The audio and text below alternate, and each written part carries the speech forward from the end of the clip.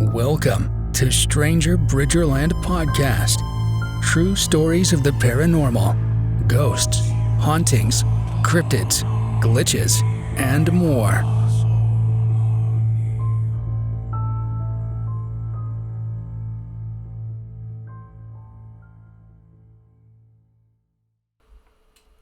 Hey guys, welcome to the next Stranger Bridgerland podcast. We appreciate you showing up. I am, as always, John, and with me again is Annie, the lovely Annie.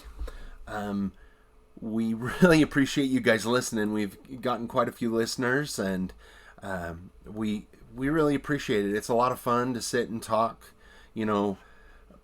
paranormal stuff and go through, all this paranormal stuff and talk about some of the stories I've collected and the history, and it's just a lot of fun. I appreciate it, and I appreciate Annie joining me. No problem. No problem. La la la. La la la la. This episode is a day late, so I apologize. It's been a hectic week, and tomorrow won't get any easier, so we're doing our best, so we appreciate your patience with us. So, but we're going to launch right into it. This week, we are talking about haunted objects, which there are a lot of haunted objects. Yeah. Your book covers quite a few stories on haunted objects. Yes, and I own quite a few haunted objects myself, too, as well. So I'm not sure if I'm super crazy about that fact.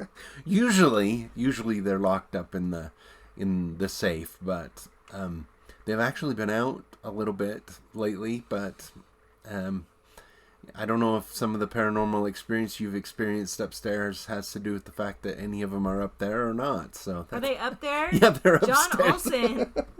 I need to get them put away, but I haven't got them put away yet. It's been crazy. What can I tell you? So they're kind of wrapped away and protected, but still they're up there with you in your office. So thanks so much. You're welcome. So I kind of wanted to talk, first of all, about some of the more, I guess you could say, famous haunted objects. Now, Ed and Lorraine Warren, both of which have passed away now, they had a museum, and they had a lot of paranormal objects and haunted objects in there that they collected over the years. Mm-hmm. A lot of theirs were really evil, though, because they collected them in their research and when they were taking care of everything from possessions to all, they handled a lot of the really dark stuff. That's why they have a lot of movies about them now, because it was just kind of crazy what they went through. But one of their more famous ones was Annabelle the doll. Do you know anything about Annabelle the doll? You guys can't see me, but I'm shaking my head. No. I'm like, yes, I do, but no. No. So they made a movie about Annabelle, too. And what's interesting, in the movie, they have a very creepy-looking doll. But in real life, Annabelle is actually a Raggedy Ann doll. It's a Raggedy Ann doll. And the history behind it's kind of interesting. And kind of, they kind of Hollywooded it up a little bit in the movie. I don't think you've seen the movie. I watched it once, but so there was this woman named Donna, and I believe this was in the 60s, and her mother bought Annabelle for her from a thrift shop, and Donna took it home to her apartment where she lived with one roommate, and wasn't long before Annabelle started moving around, which was creepy. They kind of thought it was funny at first, but then it obviously started getting creepier and creepier. And then all of a sudden, Annabelle started writing notes in crayons to them. Wow. Like, it started out with help, and then it got a little meaner, and she was writing really nasty notes to them when nobody was around. And so they actually tried to get rid of Annabelle, just throw her away. But she kept showing back up in the apartment and wouldn't go away. And so that's when they finally called Ed and Lorraine Warren, and they were able to give the doll to them.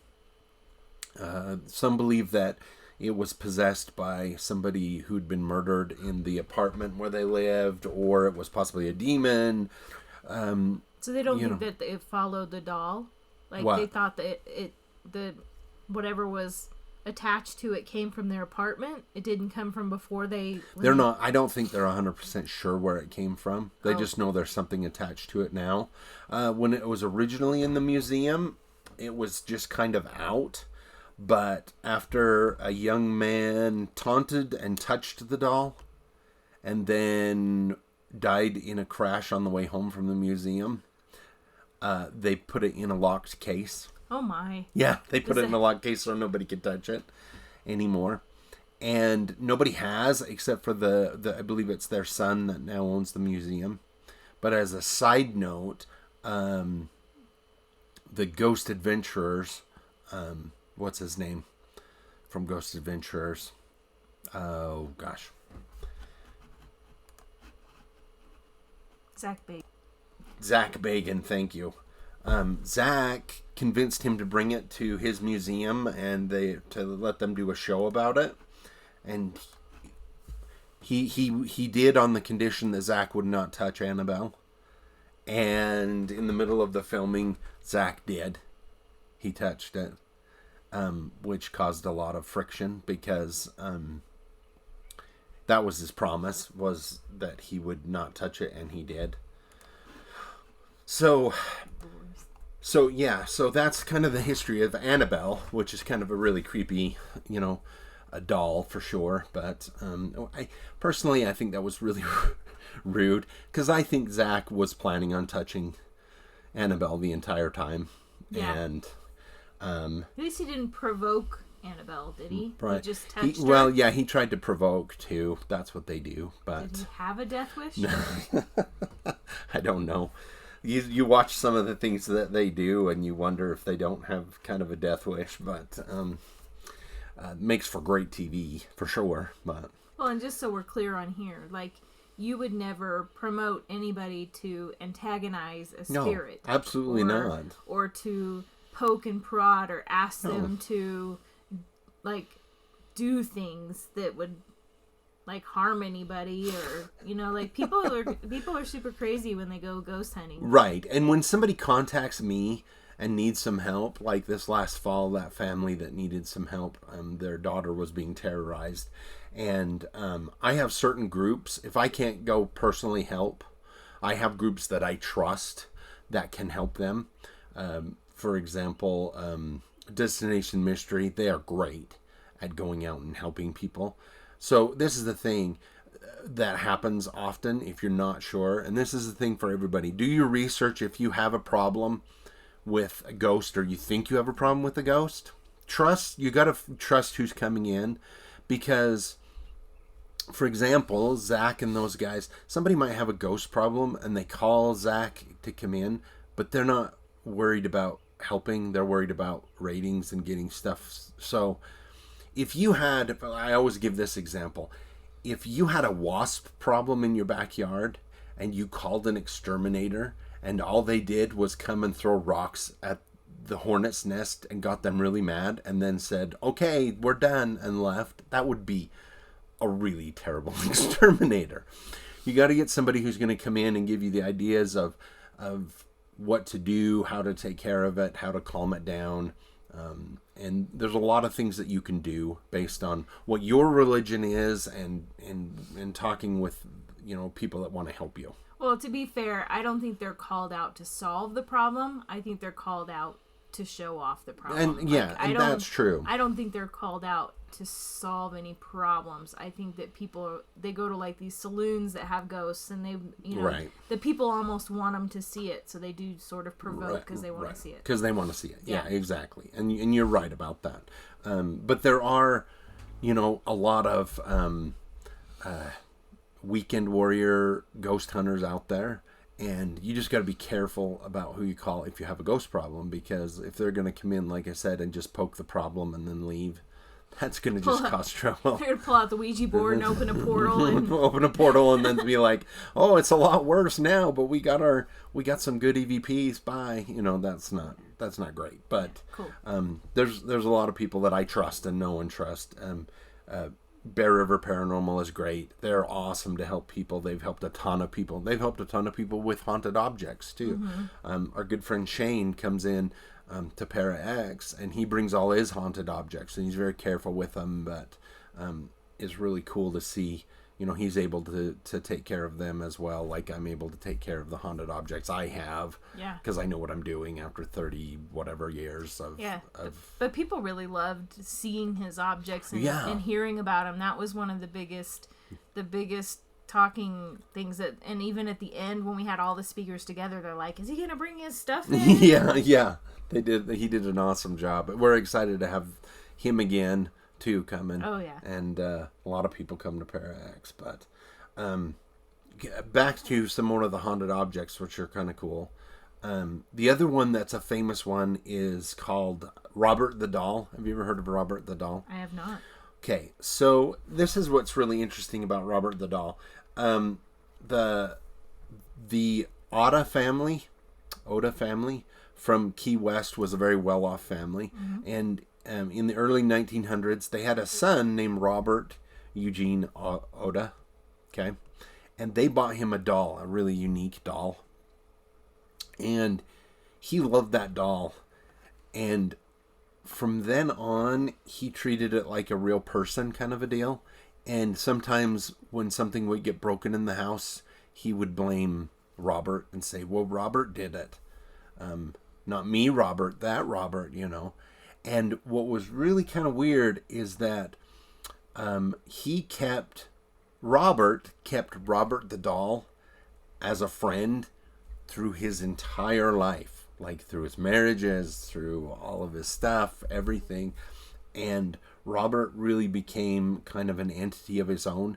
One theory I have about that is that objects, if you pay attention to an object like that, it will draw in spirits or whatever and into it. It's probably a little like a battery. You're paying attention to it. You're putting energy into it. Yep. Positive, negative, whatever. Didn't they make a movie about that too? I think they did. Well, they did. Yeah, that's based on Robert the Doll. Yeah. Okay. Yeah, there was a spooky kid with a spooky doll that. Ooh. Yeah, that one was. This one's gonna give me nightmares, John. And so when Robert the boy passed away as an older man, Robert the Doll was held on to by family, and if you kept him locked away somewhere, it almost seemed like he did everything he could to get out of there and move, and almost like he missed the other Robert, the real Robert. And there was a lot of creepy things associated with Robert the Doll. And eventually it was sold to a museum in Florida, and that's where Robert is now in the museum. You can see Robert the Doll in the museum. And if you look it up, I'll connect, do some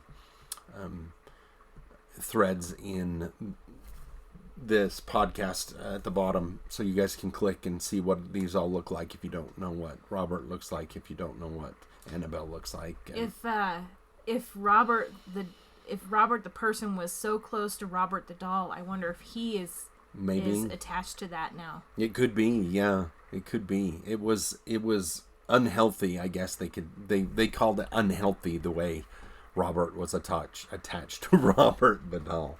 Yeah, but that would be a big nope for me. That would be really kind of creepy. And why is it always dolls? Well, a lot of dolls. That's the funny thing. I looked on before this, just looked on eBay, and you can go on eBay and buy all kinds of haunted dolls.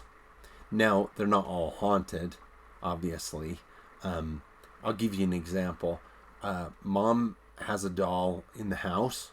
I don't know where it is right now, but it moves a lot, or it used to move a lot, but I don't think it itself is haunted.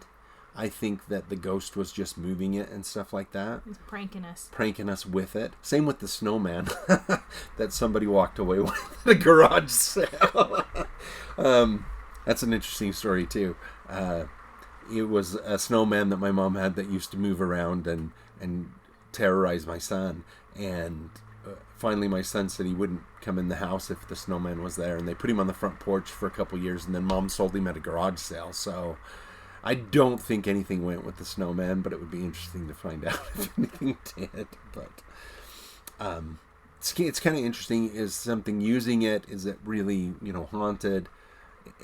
A lot of them are dolls, but not all of them are dolls, and not all of them on my list are dolls either. So well, one of my favorite ones, and maybe you got this on your list already, because when you talked about doing this episode, I told you about this one. One of my favorite stories to edit that I'm really proud of that we did was the one where the kid was attached to the book. What do we call it? The burning. The haunted book is what it was called. Book? Yeah. But I'm actually going to tell that story. Yeah, okay. That's one that Good, I'm going to tell. because I love that one. I'm going to come. That's going to be right near the end. I wanted to go through some of the famous ones first, and then I'm going to tell that one. But I'm glad you brought it up, because that is one of my favorite ones too, because just how detailed it was when she was telling me the story, and how creepy it was. And oddly enough, that's one of the ones that's upstairs with you. One of the objects that's upstairs with you right now, by the way. I'll get them moved eventually. Next week, somewhere. So, another one, which isn't... I tried to pull some that maybe people didn't know so much about, and I didn't know so much about this one, which was great. It's called The Great Bed of Ware. The Great Bed of Ware. Isn't that kind of weird? Weird. So, it was made specifically for King Edward IV, okay? And it is a really fancy wooden bed, carved, beautiful bed, right? So it was made specifically for King Edward. But after King Edward died, it didn't stay in the palace. It was sold. And it ended up in a suite in a hotel. And apparently, the ghost of the guy that built the bed was really upset that it didn't remain, because he built it for a king and now it's in a hotel. And so people who slept in that bed would be grabbed by the ankles and yanked out of bed at night. Oy. Or scratched in the middle of the night, or my favorite, slapped on the face in the middle of the night. They would be woken up with somebody slapping them in the face. Wow. So that went on for quite a while, until people refused to sleep in the bed and in the room. And eventually it went into storage, and then eventually it was sold to the V&A Museum in London, and it resides there now. It's been actually refinished back to its original glory, I guess you could say. And you can go in and see it there, but obviously you can't touch it or get into bed with it, but get into its bed. But apparently the guy that made it, and I looked to try and find his name that was attached to it, and I couldn't, but he was a famous woodworker, and he was very upset that it was being used by commoners after he built it for a king. Well, and lots of people. So lots of people too. So you got one person, and then you've got like a different nightly guest. Yeah. Like, I can understand why, if somebody put their heart and soul into it, maybe they would be upset. Yeah, and so that's another thing that you can be attached to. That another, it can. I guess an object like those dolls can be imbued by something, meaning a spirit or something that can attach itself to it, or it could be somebody who made it or had it in life that's now attached to it, which is kind of how we're going to get into some of the stories that I have collected and some of the haunted objects I have. I have several, but I picked two of my favorite stories to tell. So the first one is actually it's just called The Book, okay, and it's a story given to me by Tara, and she contacted me, and she lived at the time in Boise in the 80s. And she was a book broker. Now, back in the day, fancy people who collected books would go to rare bookstores or hire a book broker to find the books for them. Because now you can go on eBay or you can go on the internet and you can look for rare books. But book brokers, especially back east, everything, you worked for people to find books. And she did that for a living. And she was at an estate sale and found a first edition of The Beasts of Tarzan, which is a kid's book from back in the 1900s, 1920s, something, whatever it was. And she didn't have a buyer for it, but it was in really good shape. She's like, I think I'll keep that for my collection and then see if I can sell it later. So she picked it up at a really good price and took it home, and she's looking through it, and in the back of it, the front of the back, is written Benjamin 1920 in pencil, and it's kids' handwriting. So she's like, oh, well, that's interesting. So she put it on her desk and goes to do her thing. So for the next week, she would keep putting it on her desk, and she would find it on the floor in her office, turned open to pages, like somebody had put it on the floor and was reading it. And her dog, she had a dog named D'Artagnan, and D'Artagnan did not like that book, wouldn't go in the room when it was there, growled in the room when it was around. She eventually got sick of it falling on the floor, or what she thought was falling on the floor, because she was worried it was going to break the spine. So she locked it up she had a big chest where she kept kind of her more rare books, and she locked it up in there. Well, then she started waking up in the middle of the night to banging, and she would go down the hall, and the banging would be coming from that chest inside there. And several times she opened it, and the book would be flopped, like it would have been flopping around in there. And so she was really kind of worried that she got a haunted book. She said at the time she didn't believe in haunted books or anything like that, but had heard stories, obviously, as a book broker. But she kept it in there locked. Well, finally one night she's in bed, and she wakes up to the smell of burning. She can smell burning, and she rolls over in bed, and standing next to the bed is a boy, and he's in old style clothes, but half of him is burned, is charred, his face, part of it, his clothes, and it's so vivid. She can see smoke curling off of his clothes, and she can see red embers, like coming off of his clothes as well. Red embers on his face, on there. Didn't she say she could? Well, you said yes, she could smell the burnt. Yeah, and the boy's trying to say something, and she's just kind of scared. And finally, he leans over right in her face and basically screams, "You have my book!" And she screams, and the dog's yelping and jumps out of bed. And this is obviously Benjamin, and that was his book. And he is super upset that she has his book. Did anybody else get chills when he said that? That always just gives me goosebumps. So she ends up finding another book broker to sell it to. Actually, she gives it to him. She doesn't even take money for it. And when I was interviewing her and getting this story, I was able to hunt down the broker, and he still had it. And he got it to me for a really good price because it went with the story and everything. So I have that book upstairs. It's upstairs in your office. Again, thank you, John. Thanks so much. I'm assuming that all the paranormal stuff that's been going on in the house has more to do with the ghosts in there, and not the paranormal. It's not only stored upstairs, but it's like within 15 feet of you. Yeah, because within it's 15 really feet of your desk. Small area up there. Yep, and for those of you that didn't get to hear the last episode, Annie's been having quite a few paranormal experiences upstairs in her office the last couple weeks, so maybe I'll have to move the haunted objects back into storage. So that's one of my favorite ones as well, and I love it too because I have the book, which is cool too.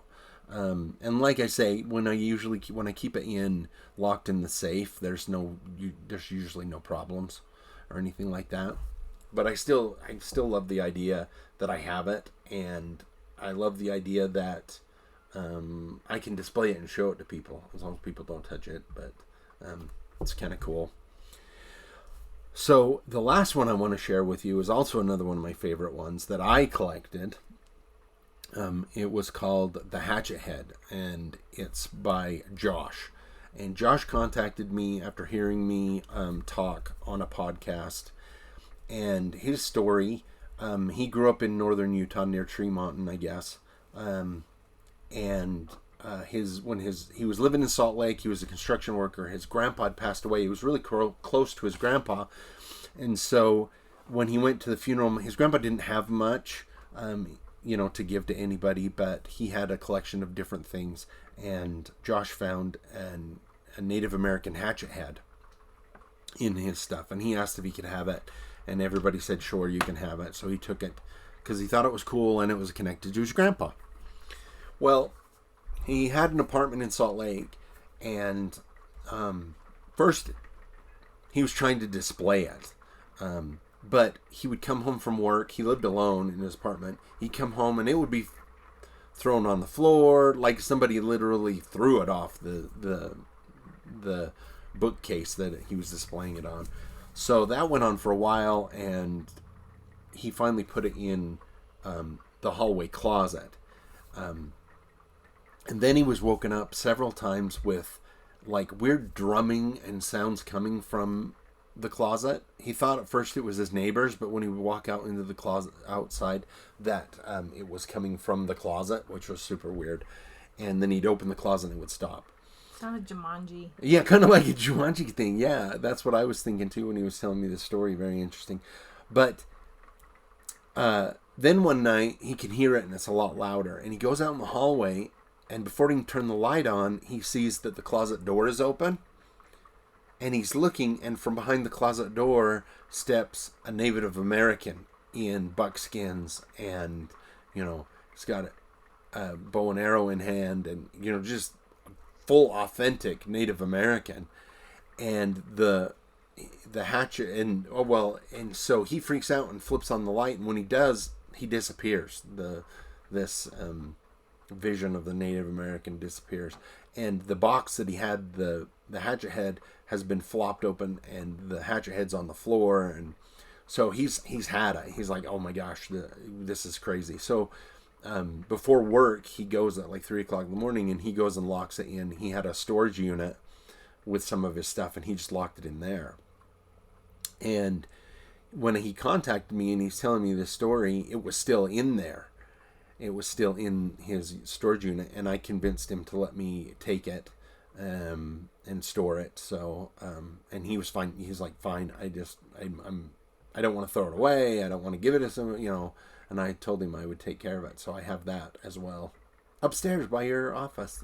Upstairs. Thanks, John. You're welcome. But haven't seen any Native American. No, I haven't seen any of those. That's good. So I also got to get that put away. And I've got several other things. I have a rifle from World War II that has a young soldier attached to it. I have a Yosemite book, a Yosemite guidebook from the early 40s or something, and so it's kind of crazy. But if you like that kind of stuff in one of his books too, and you don't have to tell the whole story, you should keep them suspenseful, But one of his books talks about a toolbox or a tool bag that's got somebody attached to it. Yep. And that was one where a young lady here in Logan, actually, she loved to decorate with old stuff, and she picked up an old tool bag and was displaying the tools. And you're going to tell him. I was going to keep him in suspense. No, it's okay. I'm just going to tell him the basics of it. Oh. But she brought home a spirit with it. And the one creepy part that I'll tell you is she woke up in the middle, or she was sitting in bed getting ready for bed, and the baby was in the bed with the monitor, the baby monitor going, and she started fussing the baby, and they were going to let her try and fuss. You know how you let babies fuss to try and get themselves to sleep. And then all of a sudden they started hearing somebody singing to the baby in a deep voice, male voice, singing a German lullaby. And they freaked out and ran down the hall, but there was nobody there. And her young son, for a while, was playing with the old grandpa man, he called him. But come to find out that it was attached to the tools. It was a cobbler, and it was his cobbler tools. So that's definitely one that's in my books, too, that is pretty creepy as well. But that's our stories, though. For now, we could probably have to do another episode, too, because I found a bunch more stories of famous ones that will be cool to do as well. But I wanted to make sure I got this out and get you guys excited about paranormal objects. They're always fun, so... except for when they are in your office. When they're in your office. Or for when your wife finds out you put them in her office. Thanks, John. You're welcome. And so, just real quick, wanted to make sure, give a shout out if you guys like our stories. You can find a lot of stories in my book, Stranger Bridgerland Books book series. I have a new one coming out in August. Be Stranger Paranormal is what this one's going to be called. If he gets it to his editor. If I get it to my editor, who's sitting across the table from me, which I will get it to her shortly. And also, I'm going to be in Twin Falls. Annie and I will be in Twin Falls in July 11th in the mall in Twin Falls. It was June. Oh, sorry, June. Thank you. That's why she's here. She's the best. June 11th in Twin Falls, Idaho, at the mall. We're going to be doing a book signing and meeting everybody. And if you're in that area, we'd love to have you guys come up and talk to us and get a book or not get a book. Just come say hi. So. Do you know the name of the store? Pure Oils. Oh, okay. Yep. Pure Oils up there. And so I'll make sure we get a link for that as well. So. We would love to meet you all. Yeah. Love to meet you guys and hope to see you there. I have been John Olson, as always. As always. Why do you say that? I don't know, because it's funny. And Annie Olson. And Annie Olson. We'll see you guys on the flip side. Bye. And a big thanks to everybody for listening to Stranger Bridgerland Podcast. Big shout out to our great sponsors. Idaho Falls Plumbing Company. If you are in need of plumbing help, give them a call. And Cache Valley Endocrine and Family Medicine for all your family medicine needs. And as always, thanks to Stranger Bridgerland book series. Check out Stranger Bridgerland. Thank you for joining us in the world of the paranormal. For more stories, visit strangerbridgerland.com.